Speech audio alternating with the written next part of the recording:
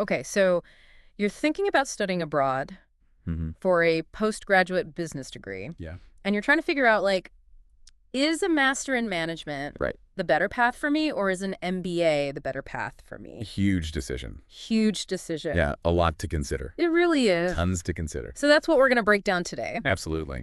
In this deep dive, Yep. we've looked at program guides, Right.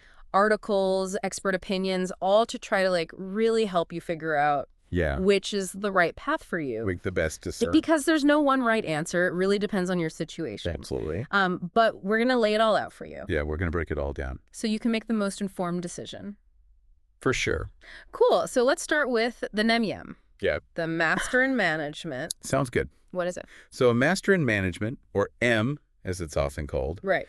is a postgraduate degree that's really designed for recent graduates or people with limited work experience. So we're talking like 0 to 2 years of experience. So you're fresh out of your bachelor's. Exactly. Okay. You've maybe had an internship or two. Or maybe you just worked for like a year or two. Yeah, exactly. Okay. And you're looking to really get like a foundational understanding of the principles of business and management Got it. and leadership, and particularly how all of that plays out Okay. in a globalized marketplace. Okay, cool. Yeah. So if that's you listening right now, Mm-hmm. what are some of the key things about these programs that you absolutely have to know? All right, so there's a few key features Okay. that we need to hit on. Mm-hmm. First of all, as we've already mentioned, Yeah. the target audience here is recent grads, Recent grads. Okay. people with very limited experience. Gotcha. So if you've been working for 5 years, Yeah. a MIM is probably not the best fit for you. Okay. The programs themselves usually run for 1 to 2 years, Okay. and they really focus on giving you that foundational knowledge. It's the basics of management, Oh, great. leadership, and strategy. So it's a good broad overview of Absolutely. this key concept. Broad overview of the fundamentals. Yeah. Now, another thing that's attractive about my programs Mm-hmm. is that they're generally less expensive than MBAs. Okay. That's good to know. So you're looking at tuition fees Yeah. in the range of like $20,000 to $50,000 US dollars. Which, in the grand scheme of things, is still a lot of money. It is still a significant investment. But compared to an MBA. It's a lot more manageable for a lot of people. Yeah, that's a good point. And then in terms of career paths, Yeah. you know, what kind of jobs do MIM graduates typically get? Yeah. What are you looking at? Well, they usually step into entry-level management positions. Gotcha. So things like, you know, assistant manager, Hmm. project coordinator, those kinds of roles. Okay, cool. So let me just make sure I understand. Sure. So if I'm fresh out of college Mm-hmm. and I want to get into management, but like I don't have the experience yet for an MBA, Right. a MIM is a good option. Yeah, exactly. MIM's a great option. Awesome. Yeah, it gives you that foundational knowledge Okay. and helps you get your foot in the door Okay, cool. in those entry-level roles. Got it. And then you can kind of move up from there. Awesome. Okay, cool. So we've got the MIM covered. Yep. Let's switch gears and talk about the MBA. The big one. The big one. The MBA. So for people who are listening who maybe aren't as familiar, can you give us kind of the rundown on like what an MBA is really all about? Sure. So the Master of Business Administration, or MBA, as it's more commonly known, Yeah. is a globally recognized postgraduate program. Okay. And it's really designed for professionals, Okay, so this is not for like the recent grad. not typically. Okay. You know, if you're fresh out of college, Yeah. an MBA is probably not the best fit for you just yet. The focus here is really on developing strategic leadership skills, Okay. refining your decision-making abilities, and really getting a deep understanding of business management At a higher level at a higher level. than the MIM.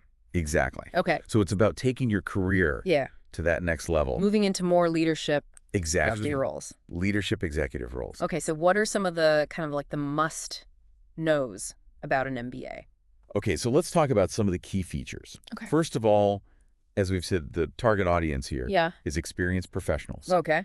And we're talking about people with at least 2 years Yeah. of work experience under their belt. Okay. And often more. So more is better. More is often better, especially if you're looking at those top tier, Yeah.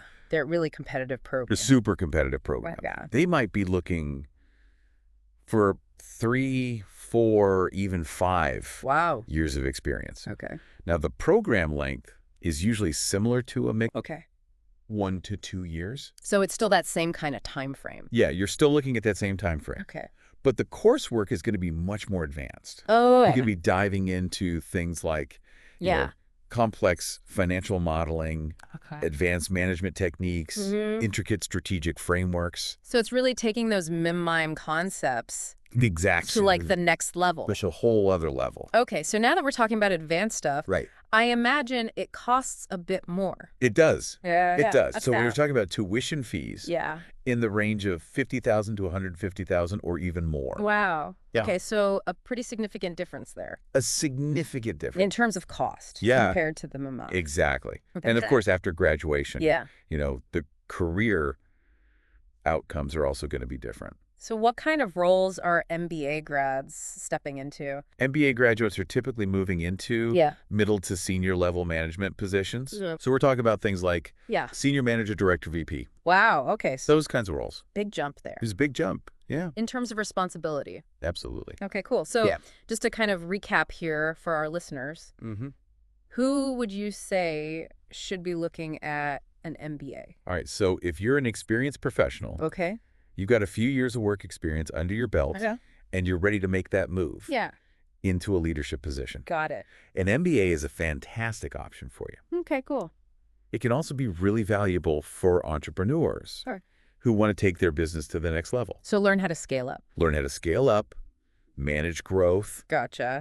all of that good stuff. Okay. And it can also be a good option for people who are looking to make a career transition. Okay. So maybe you've been working in one industry Yeah. for a while and you're ready to move into something else. Like a pivot? A pivot. Yeah, exactly. Okay, cool. So an MBA can give you that broader business knowledge and those connections that you need to make that switch. Awesome. Okay, so now that we've kind of got like a baseline understanding of each degree, let's get into the real nitty-gritty here. All right, let's do it. Like, what are the key differences The key differences. between these two programs? Okay, so I think the biggest difference, and the one that's going to be most relevant to most people, is the eligibility requirements. Okay. And specifically, the work experience requirement. Right, because we've been hitting on that. Yeah, we've been talking about it. But let's, like, spell it out Let's spell it out. clearly. Okay, so for MIM programs, generally speaking, Yeah. they require little to no work experience. Okay. Some programs might want you to have like a year. Okay. Maybe 2 years max. Gotcha. But many programs are perfectly happy Yeah. to take students straight out of their bachelor's. Got it. Now for MBA programs, Okay. it's a completely different story. All right, so what are we looking at? You're typically going to need at least 2 to 5 years Okay. of solid professional experience. So that's a pretty hard line then. And that's a pretty hard line. If you don't have that work experience, you're not going to get into an MBA. It's going to be very difficult Okay. to get into a reputable MBA program Gotcha. without that experience. Okay, cool. So that's like a major difference. deciding factor. Yeah, absolutely. Right there. If you don't have the work experience, Yeah. MIM is probably the way to go. Okay, cool. All right, so another big difference is the cost. Right, because we talked about that a little bit before. We did. Yeah. Let's dive a little deeper. Yeah, break it down for us. So MIM programs, as we said, tend to be much less expensive than MBA programs. Yeah. We're talking about a difference of Yeah. tens of thousands of dollars. Potentially even more. Yeah. So this is a really important consideration, Yeah. especially if you're an international student. Right, because you've got travel expense. You've got to move to another country. Living expenses. Yeah, all of that. All of that. So it can really add up. It can really add up quickly. Okay. So you need to factor that into your decision. That makes sense. Yeah. Okay. And I imagine this cost difference also plays into like It does. what kind of career outcomes you're looking at. Exactly. Right. So with a MIM, Yeah. you're typically going to be starting out Okay. in those entry-level management roles. Right. So your starting salary is probably going to be lower than someone with an MBA. That makes sense. Now with an MBA, Yeah. you're more likely to be moving into those middle to senior level positions. Right. So your starting salary is going to be higher. Okay. So, of course, you've also invested a lot more up front. Right. So it's kind of like It's a trade-off. a trade-off. Yeah. Yeah. Okay. So how does this all relate to that concept of ROI? Right. Return on investment. Return on investment. So this is a crucial consideration Yeah. for anyone who's thinking about Right. investing in a postgraduate degree.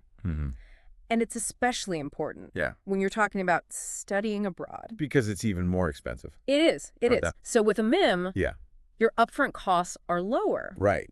Which means you could potentially see a return on your investment more quickly. Because you're not paying as much to begin with? Exactly. Okay. But your starting salary might also be lower. So it might take you a little bit longer to fully recoup your investment. Really see those. And really see those gains. Financial gains? Yeah, the financial gains. Now with an MBA, you're investing a lot more upfront. Right.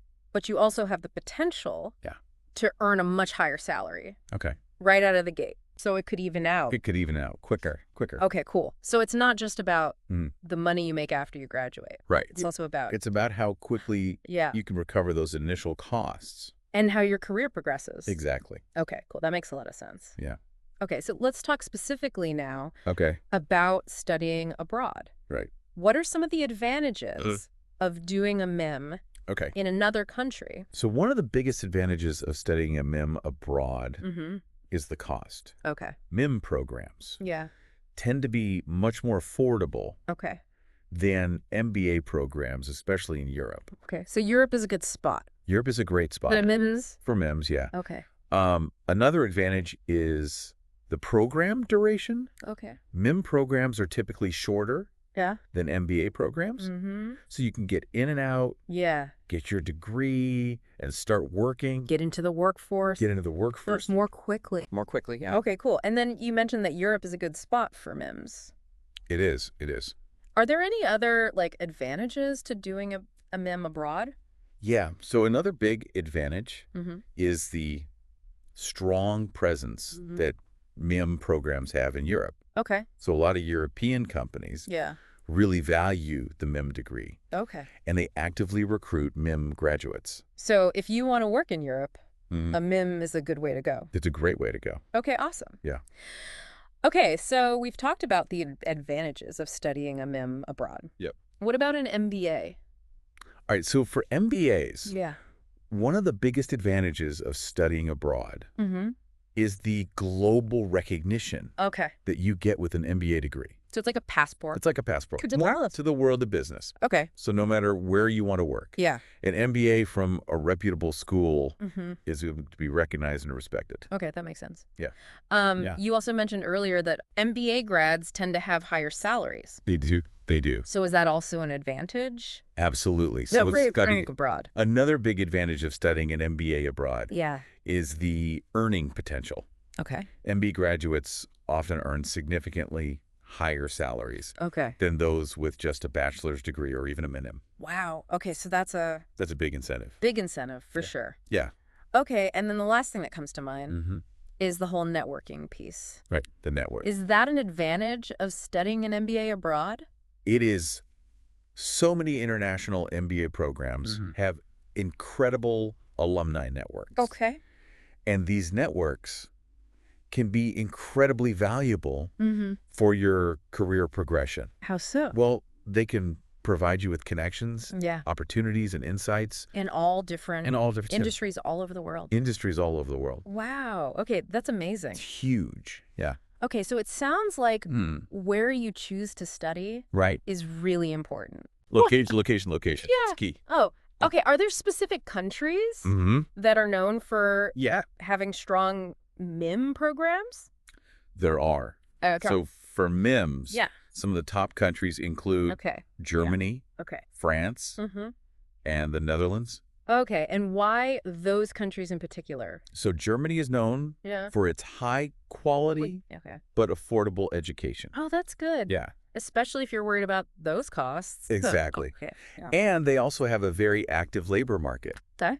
So it's relatively easy for MIM grads to find jobs in Germany. Okay, cool. What about France? France is famous for its top-tier business schools. Okay. Like HEC Paris, INSEAD. Okay.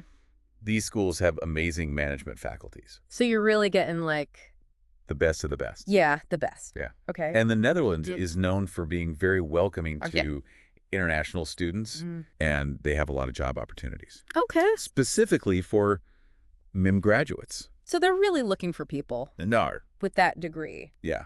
Awesome. Okay, so what about for MBA? All right, so for MBAs, Yeah. some of the top countries include the USA, the UK, and Canada. Okay. And why those three? So the US is kind of the undisputed king of the MBA world. Right. They've got all those big name schools. Exactly. Harvard, Stanford, Wharton. All the big names. Yeah. And these schools, they attract the best students. They have the best faculties, the best resources. And the best networks, I imagine. The best networks. Okay. So if you can get into a top U.S. MBA program, you're pretty much set. Okay, cool. What about the UK? The UK is another major hub for MBA programs. Okay. They've got some world-renowned schools. Yeah. Like London Business School, Oxford Said Business School, Cambridge Judge Business School. Wow. So there's a lot of great options. A lot of history in the UK. A lot of history, a lot of prestige. Yeah. Okay, and then Canada. Canada. What's going on in Canada? Canada's a really interesting option. Okay. Because they offer a high-quality MBA experience, but at a relatively more affordable price than the U.S. or the U.K. So a good value. Good value. For your money. Yeah. Okay, awesome. All right, so we've talked about the MIM. We've talked about the MBA. Yeah. What are some of the challenges that people might face when they're trying to decide? Yeah, so choosing between a MIM and an MBA can be really challenging. Especially when you add in. Especially when you add in. The whole studying abroad piece. Yeah, exactly. Yeah. So let's talk about some of the common challenges. Yeah, what are people struggling with? All right, so one of the biggest challenges is simply understanding the eligibility requirements. Yeah, right, because there's so much information out there. There is. It can be hard to sift through. It can be overwhelming. Yeah. And there's a lot of conflicting information out there, too. Right, because each program, each school has its own set of requirements. Yeah, its own standards. So how do you even know where to begin? Right. So it's really important to do your research, to carefully read the program websites. Okay. And to reach out to the admissions offices if you have any questions. So don't be afraid to. Don't be afraid to ask. Ask for clarification. Ask for clarification. Okay, cool. What else are people struggling with? Another common challenge is figuring out the ROI. Okay, because we've talked about that. We have. It's not always straightforward. No, it's not. So how can people kind of wrap their heads around it? Yeah, wrap their heads around it. So it's important to think about your long-term career goals and to weigh those goals against the immediate costs of each program. So if you're looking to make a lot of money right away, an MBA might be a better option. Even though it costs more. Okay. But if you're more interested in getting a broad education and building a foundation for your career, a MIM might be a better fit. Even though the starting salary might be lower. Yeah, okay. That makes sense. Yeah.